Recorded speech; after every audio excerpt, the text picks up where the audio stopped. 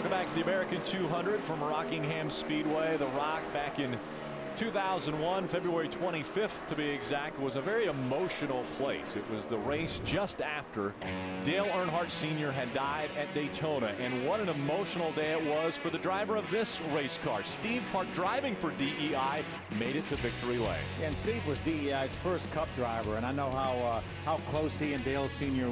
were, and to come back the very next week and to get that car, the original DEI Cup car, to victory lane was something special. And you can see this paint job is reminiscent of that Pennzoil car back there. And great to see Steve in this race here. He actually had a great run at Daytona in the Cup race, driving for Tommy Baldwin, had a top 15 finish. So good to see Steve back here, currently running right now in the top 20 on the lead lap.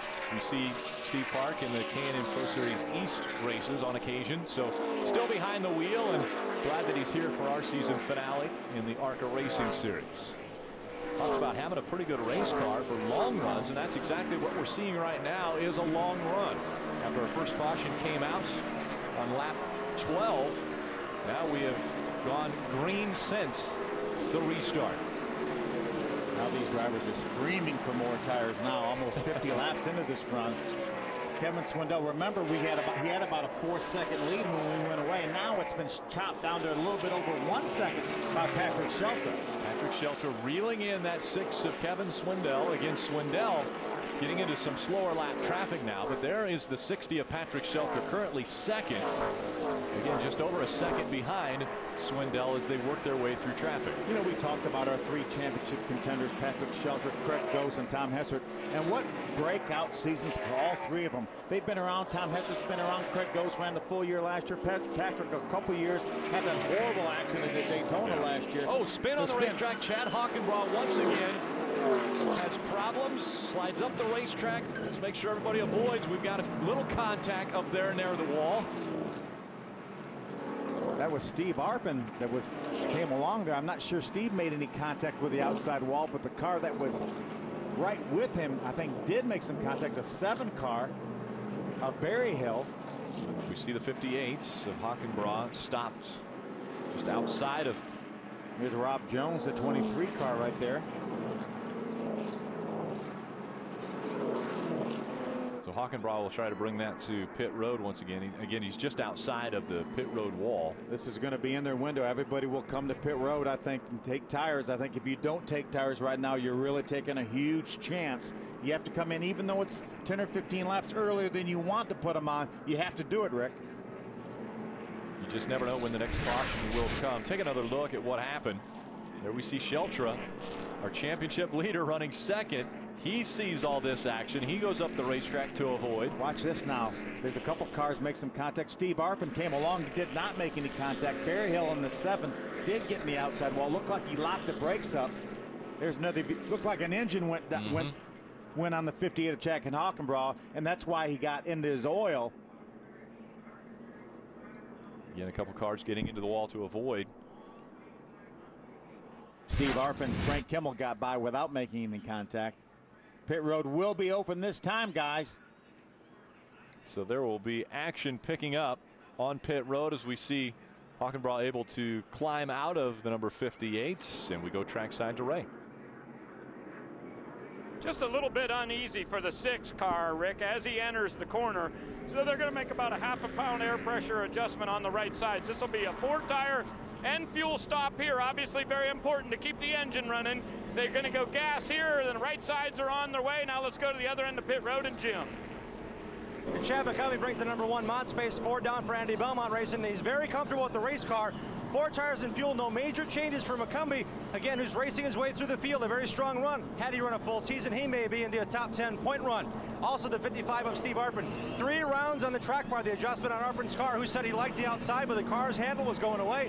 4 tires, and he's gone for Arpin in the 55. It looks like Swindell's not going to win the race off of pit road, and Ray had mentioned it's important to keep the car running for the 6. The reason being is they broke the starter gear during qualifying, and so they cannot start that car by using the normal procedures of just using the starter. They have to have it push started, so he does not want that car to stall. Looks like we have a similar situation with Grant Enfinger in the 09 car. Stalled his car in pit road, and this guy's trying to get there. He is. He's refired now and headed back towards the racetrack.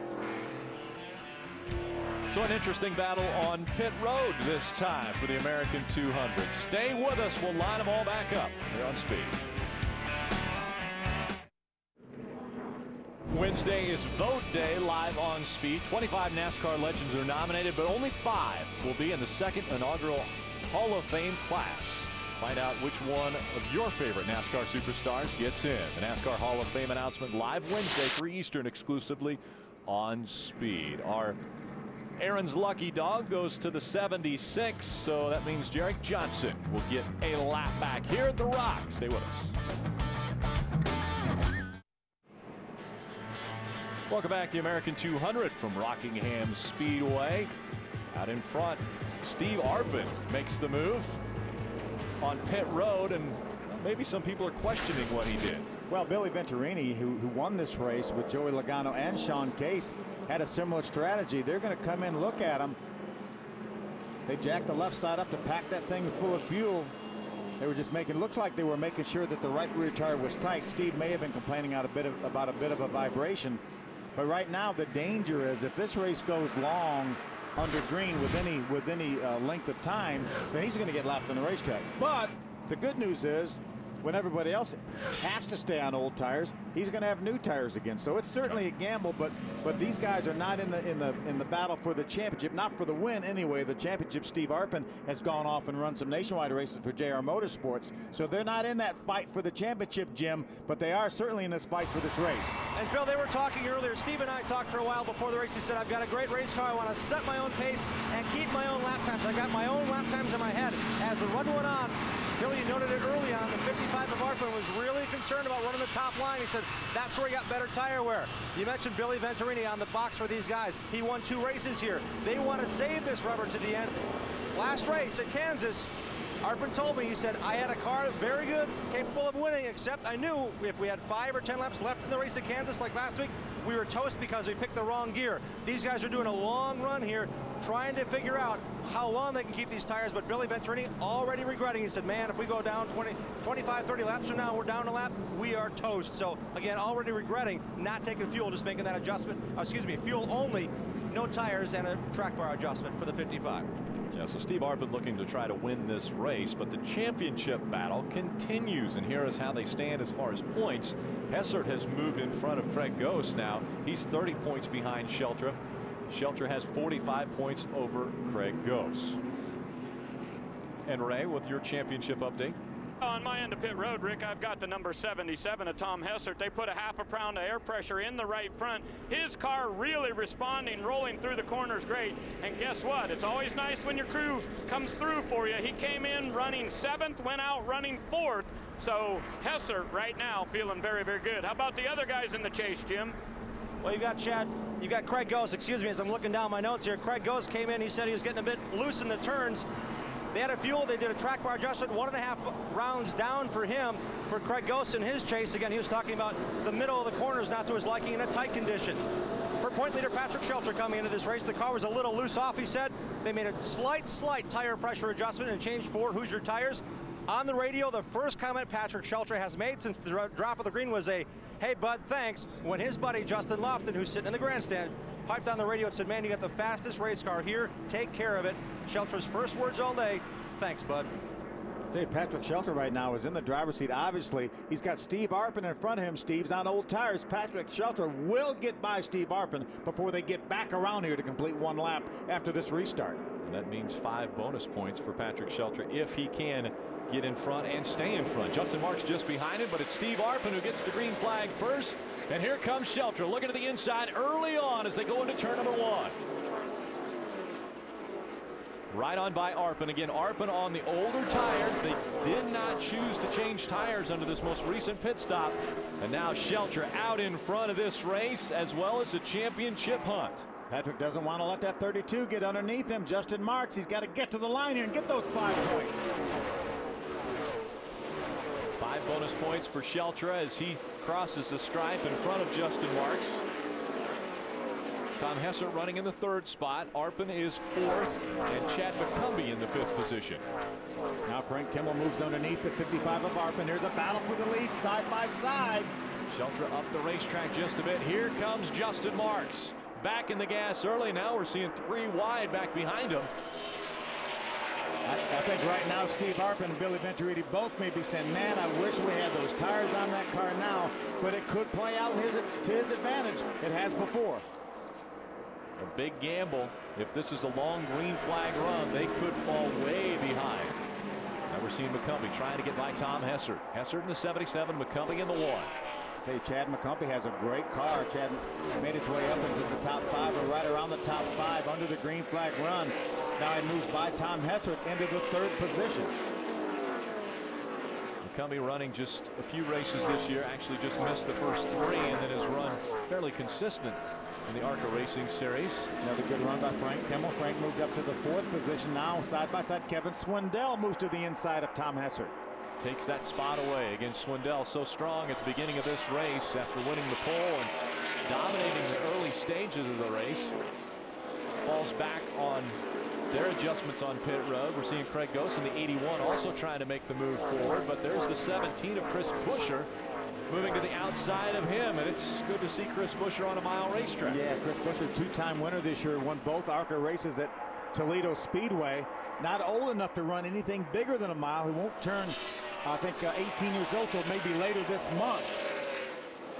Later in October, he'll turn 18, but for now, he's trying to turn laps here at Rockingham. We see McCumbee once again looking to the inside now of Patrick Sheltra. That is for the 2nd spot. Yeah, Chad McCumbee, his car is coming on right now.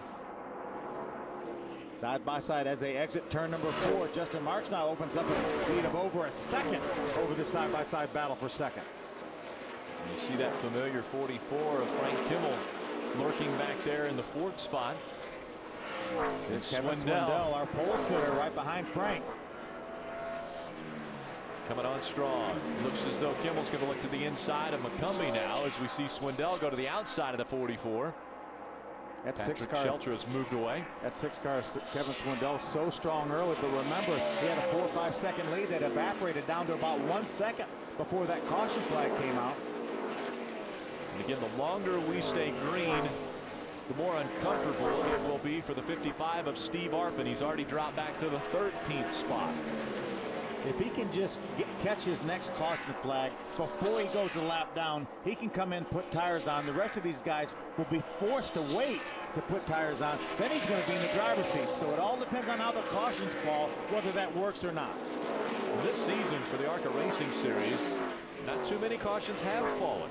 It's been a relatively clean season for the ARCA Racing Series. We'll see if that continues as we've had just 2 cautions going on the 70th lap here from Rockingham Speedway. It's Justin Marks that's out front now. He has over a 1.5 second lead over series leader Patrick Sheltra. 9-time champion Frank Kimmel running in the 3rd spot.